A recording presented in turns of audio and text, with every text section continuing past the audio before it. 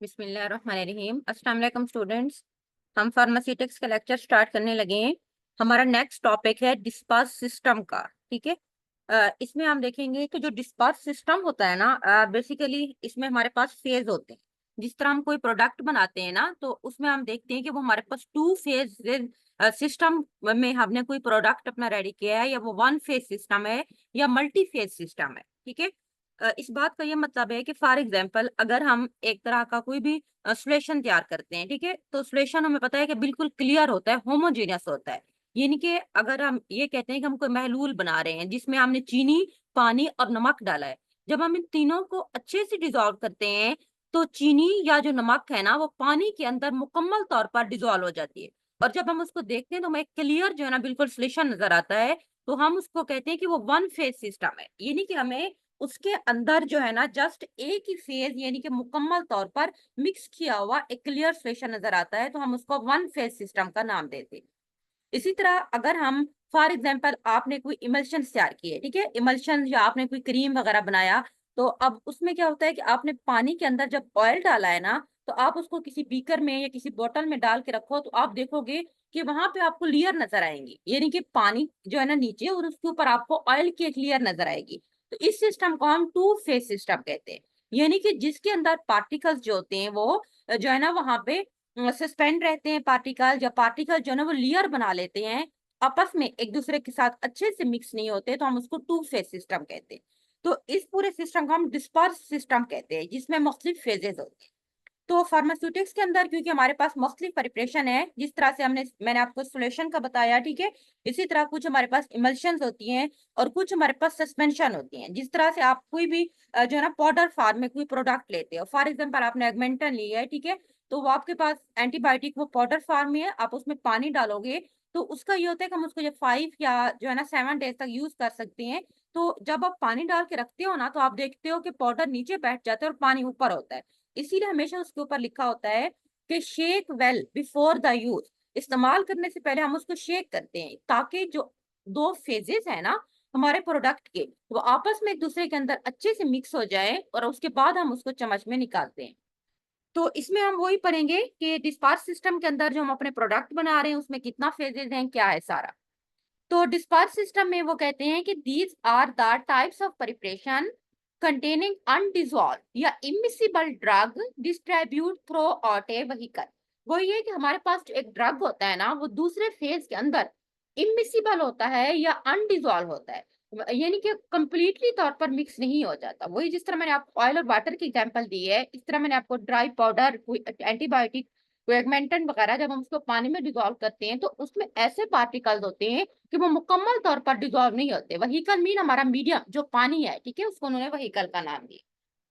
तो इन इस तरह की प्रिपरेशन के अंदर जो अब हमारे पास दो फेज होते हैं ना, एक को हम कहते हैं कि डिस्पर्स फेज, ठीक है, वो सब्सटेंस वो कहते हैं कि जो डिस्ट्रीब्यूट हो जाता है उसको हम डिस्पर्स फेज कहते हैं, या हम उसको डिसकंटिन्यूअस फेज भी कहते हैं। अब फॉर एग्जांपल आपके पास ऑयल है, ठीक है, ऑयल को आपने अगर पानी में डिजोल्व करना है, ऑयल इन वाटर इमल्शन बनानी है, तो ऑयल जो होगा वो हमारे पास है सबस्टांस जिसको हमने डिस्ट्रीब्यूट करना है, ठीक है, उसको आप डिस्पर्स फेज या आप डिसकंटिन्यूअस फेज भी कहते हैं।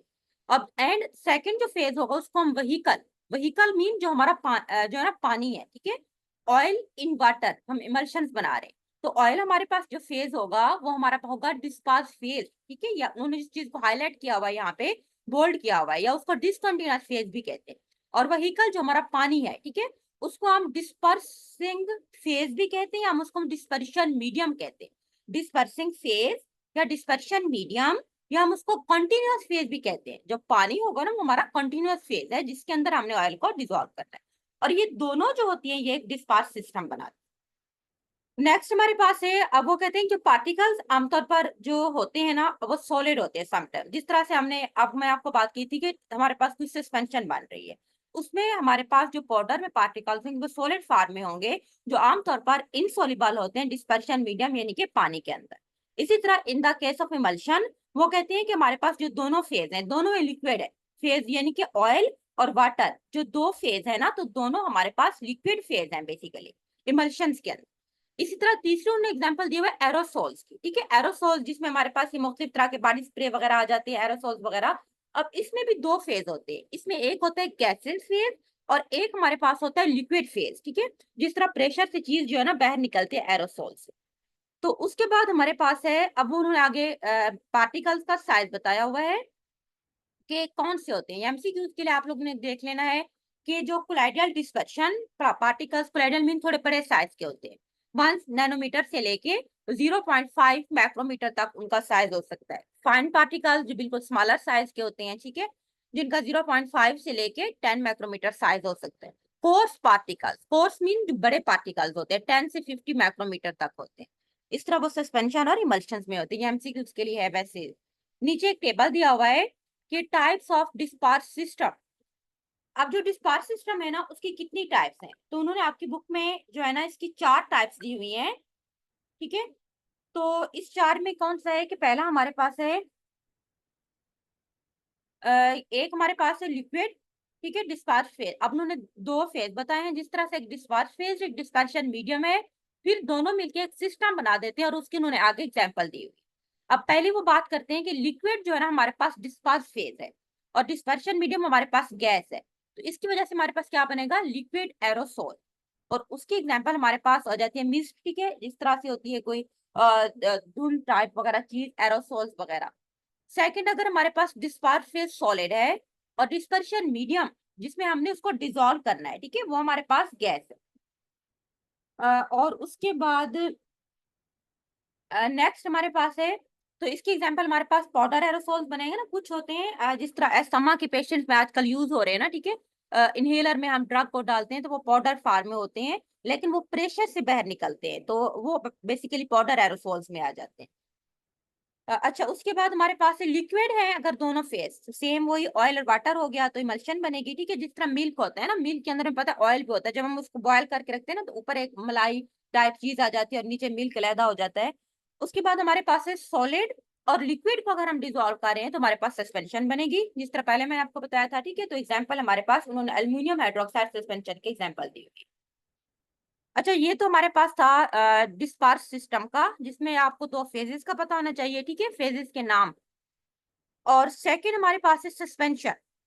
सस्पेंशन क्या होती हैं, जिस तरह से ऊपर अभी हमने पढ़ा है कि जिसमें बेसिकली दो फेज होते हैं और वो कंप्लीटली तौर पर एक दूसरे के अंदर डिसॉल्व नहीं होते, तो इस तरह की प्रिपरेशन को हम इमल्शन सस्पेंशन का नाम देते हैं। तो आपकी बुक में उन्होंने लिखा हुआ है कि सस्पेंशन में be defined as preparation containing finely divided drug particles distribute somewhat uniformly throughout a vehicle in which drug exhibit a minimum degree of solubility। यानी कि हमारे पास ऐसी परिप्रेशन होती हैं जिसमें हमारे पास जो ड्रग होता है वो बिल्कुल फाइनली डिवाइडेड पाउडर पार्टिकल्स होते हैं, लेकिन वो व्हीकल जो पानी है उसके अंदर समवट मीन कुछ हद तक, ठीक है, वो पानी के अंदर कुछ हद तक डिजोल्व हो जाते हैं और मिनिमम डिग्री ऑफ सोलेबिलिटी को शो करते हैं। एग्जिबिट मीन शो करना, ठीक है, मिनिमम कम से कम डिग्री ऑफ सोलेबिलिटी मीन वो सोलेबल तो होते हैं लेकिन कम से कम सोलेबल होते हैं। जब हम पानी पाउडर के अंदर डाल के रखते हैं, थोड़ी देर के बाद आप देखोगे कि पाउडर नीचे बैठा होता है, पानी ऊपर होता है, तो हम उसको शेक करना पड़ता है। यानी कि पार्टिकल्स जो होते हैं वो व्हीकल के अंदर डिजोल्व तो होते हैं बट इन सम वट, यानी कि कुछ हद तक उसके अंदर डिजोल्व होते हैं। इसी तरह इसको हम बाईफेजिक, इनके टू फेजिक सिस्टम कहेंगे, ठीक है। एक फेज तो हमारे पास पाउडर हो गया जिसको हम डिसकंटिन्यूअस फेज कहते हैं, और दूसरा जो हमारा व्हीकल हो गया जो पानी है वो हमारे पास कंटिन्यूअस फेज। और ये आपका एमसीक्यू आ सकता है, पार्टिकल साइज जो है ना वो 10 से लेके 15 माइक्रोमीटर है। उसके बाद जो सस्पेंशन है हम उसको किस तरह यूज करते हैं, हमें पता है ओरल सस्पेंशन जिस तरह कालपोल सस्पेंशन के नाम से आती है, ठीक है। और उसके बाद कुछ टॉपिकल होती हैं ड्रॉप्स, जिस तरह आई ड्रॉप सस्पेंशन होती हैं, आपकी बुक में एग्जांपल बनाई हुए फ्लोसिक, ठीक है, नाम से आते हैं, जिसमें फ्लोरोमेथालोन होता है, एसीटेट वगैरह की सस्पेंशन। इसी तरह कुछ इंजेक्शन होते हैं जिसके ऊपर सस्पेंशन लिखा होता है, ठीक है, पाउडर फॉर्म में होता है, उसमें हम WFI ऐड करते हैं तो उसका हम पेरेंटल यूज में लाएंगे। यानी कि 3 तरह के यूजेस है, एक ओरल, ठीक है, एक टॉपिकल मीन जो ड्रॉप्स आई ड्रॉप्स होते हैं, and then parenteral use mean जो इंजेक्शन वगैरह। अच्छा, उसके बाद वो कहते हैं कि अगर आप एक अच्छी सस्पेंशन बना रहे हो ना तो उसकी क्या खसूसियात होनी चाहिए। एक अच्छी सस्पेंशन के अंदर जो है ना मुख्तलिफ प्रॉपर्टीज होनी चाहिए। पहले नंबर पे ये है कि disperse particle should not settle down readily and settled particles should redistribute immediately on shaking। यानी कि जो पार्टिकल्स हैं वो इतना अच्छे हों कि जब हम उसको पानी में डिसॉल्व करने हैं तो अच्छे से उसके अंदर सस्पेंड हो जाए। सेकंड चीज, जब हम उसको रख दें दोबारा हम उसको शेक करें तो शेक करने के ऊपर पार्टिकल्स उसमें दोबारा रीडिस्ट्रीब्यूट हो जाए, ये ना कि वो नीचे केक बना ले। सेकंड है particle should not form the cake on settling, यानी कि जब आपने पाउडर के अंदर पानी डाल के रखा, कोई सस्पेंशन बनाई है, ठीक है, तो थोड़ी देर बाद आपको ये ना लगे कि जो मेरा सॉलिड पार्टिकल्स है वो तो नीचे केक बन गया, यानी कि वो तो आपस में उन्होंने कोई क्लैम्प्स बना लिए हैं ना, तो इस तरह का नहीं होना चाहिए।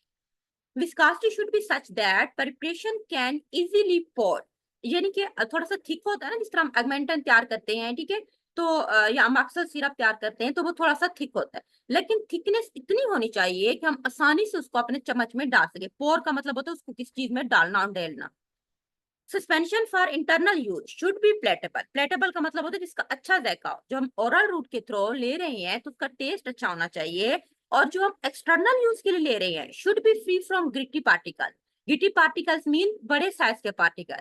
अब एक्सटर्नल का मतलब क्या होगा कि जो हमने आंख के अंदर ड्रॉप्स डाले जिसको हम आई ड्रॉप्स कहेंगे। अब आई ड्रॉप्स के अंदर पार्टिकल जो है ना वो बड़े नहीं होना चाहिए, इस तरह अगर वो आंख में इरिटेशन काज करेंगे तो वो पार्टिकल्स जो होती है उसमें इस तरह के जो है ना गिटी पार्टिकल से फ्री होने चाहिए।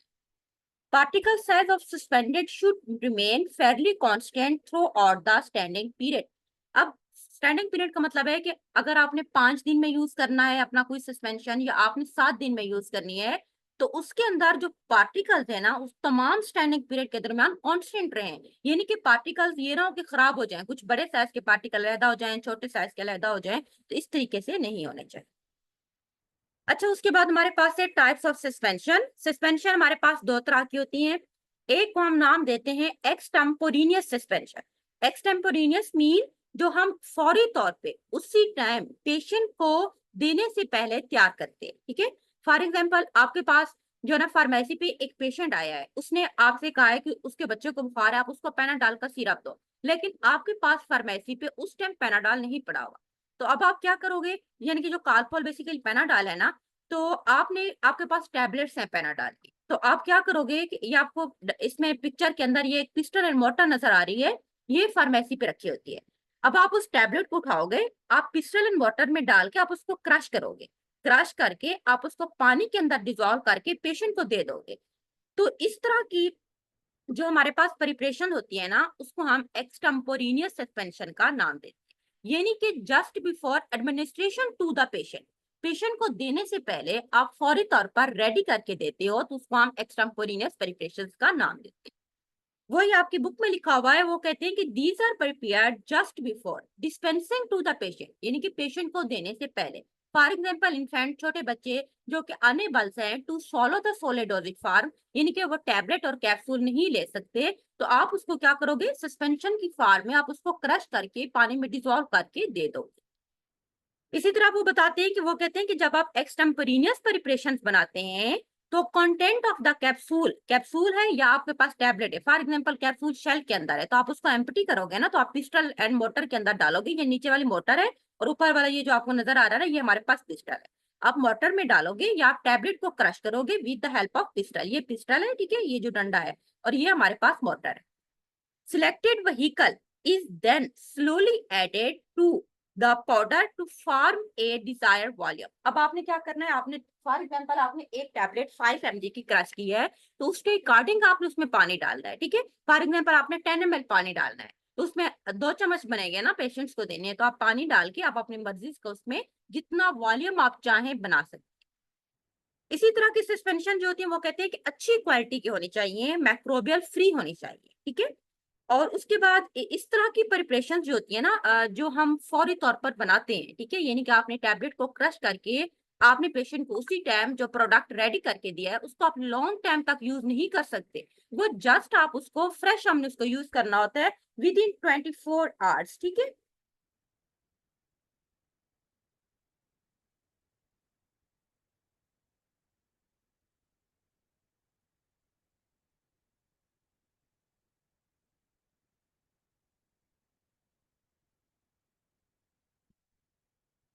अच्छा, ये तो हमारे पास हो गया एक्सटेम्पोरेनियस सस्पेंशंस का। अब ये थी जो हम फौरी तौर पर तैयार करते हैं। सेकंड हमारे पास है dry powder for oral suspension, ठीक है।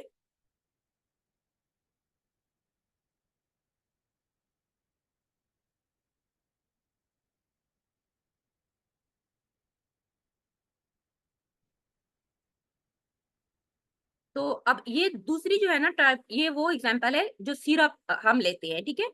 जिस तरह एगमेंटन हो गया, मॉक्सल्स हो गया, तो उसके साथ ये जिस तरह आपको इस पिक्चर में नजर आ रहा है, इस तरह का कप होता है ना साथ, जिसको हम मेजरिंग कप कहते हैं। इसके ऊपर नंबर भी बने होते हैं कि हमने इसमें कितना पानी डालना है, 40 ml, 30 ml, ठीक है।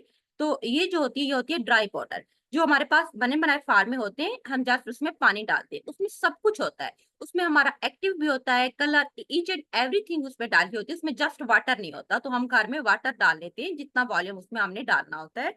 तो उसके बाद हम उसको 1 वीक तक यूज कर सकते हैं, 5 डेज तक यूज कर सकते हैं, या 3 डेज तक यूज कर सकते हैं। तो ये आप कह सकते हैं कि these are the powder or granules which are intended to be suspended in water, ठीक है, बिफोर द ओरल एडमिनिस्ट्रेशन। यानी कि ओरल एडमिनिस्ट्रेशन मीन जो हम बाय माउथ लेते हैं ना, तो उससे पहले हमने इसमें जस्ट पानी डाल के इनको रेडी करना होता है।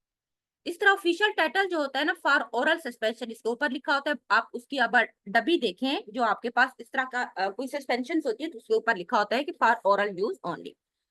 आगे वो वही बता रहे हैं कि वो कहते हैं जो ड्राई प्रोडक्ट है कंटेनिंग एक्टिव एजेंट, उसमें सब कुछ होता है। एक्टिव एजेंट मीन जो हमारा मेडिसिनल एजेंट है, ठीक है, जो बेसिक हमारी एंटीबायोटिक है। फॉर एग्जांपल हमने जो है ना एक्समेलिक एसिड, ठीक है, या हमने उसके बाद और उसमें क्या डालते हैं, फार्मूले एसिड्स वगैरह डालते हैं, इनकी जो एंटीबायोटिक्स के अंदर एक्टिव होते हैं। उसमें हम स्वेटनर डालते हैं, कोई भी हमने उसमें कलर भी डाला होता है, हमने उसमें स्टेबलाइजर्स मीन जो हमारा प्रोडक्ट को खराब ना होने दे, ठीक है, उसमें प्रिजर्वेटिव वगैरह आ जाते हैं। उसमें हमने सस्पेंडिंग एजेंट भी डालना होता है, ईच एंड एवरीथिंग डाली होती है। उस उन्होंने नीचे वही बताया हुआ है कि the powder should be provided in slightly oversize container to permit the adequate shaking of content after the entire amount of water has been added. अब क्या है कि जो डब्बी है, जिसकी जो बोतल है, जिसके अंदर पाउडर है, तो बोतल हमेशा बड़ी होनी चाहिए हमारे प्रोडक्ट से। फॉर एग्जाम्पल अगर उसमें पाउडर जो है ना, क्योंकि हमने उसमें पानी डाल के उसको शेक करना होता है ना, अगर आपको उसके ऊपर लिखा है कि आपने उसमें 40 ml पानी डालना है, तो बोतल आपके पास 60 ml की या 50 ml की होनी चाहिए, ताकि उसमें स्पेस हो। जब पानी डाल के आप उसको शेक करो, तो वो प्रॉपर उसमें मिक्स हो जाए। अगर छोटी बोतल होगी, फॉर एग्जाम्पल 45 ml की बोतल है, और आपने पानी भी 45 ml डाला है, तो जब आप उसको शेक करोगे, तो वो प्रॉपर उसकी जो है ना शेकिंग नहीं हो। इसीलिए हमारे पास जो कंटेनर यानी कि बोतल है, ओवर साइज मीन उसका साइज थोड़ा बड़ा होना चाहिए। एग्जाम्पल उन्होंने नीचे वही बताई हुई है कि जिस तरह हमारे पास एंटीबायोटिक ड्रग हैं, जिसमें टेट्रासाइक्लिन सस्पेंशन आ जाती है, एमोक्सिसिलिन आ जाती है, एम्पिसिलिन, ठीक है, इस तरह barium sulphate for oral suspension वगैरह मुख्तलिफ इसकी एग्जाम्पल। उसके बाद है packing and storage of suspension. Suspension को हमने किस तरह से पैक और कैसे हमने स्टोर करना है। All the suspension should be packed in wide mouth container having adequate air space above the liquid to permit adequate shaking and ease of pouring।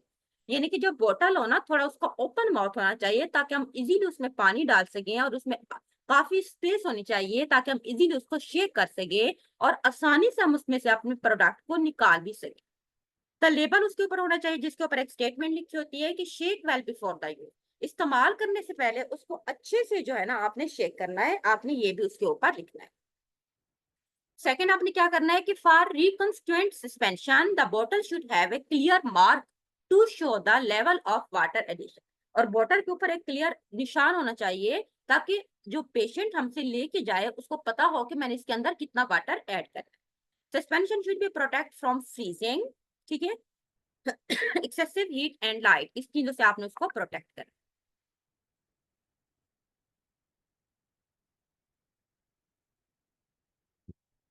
ठीक है, तो ये हमारा आज के 2 टॉपिक हो गए फार्मास्यूटिक्स के।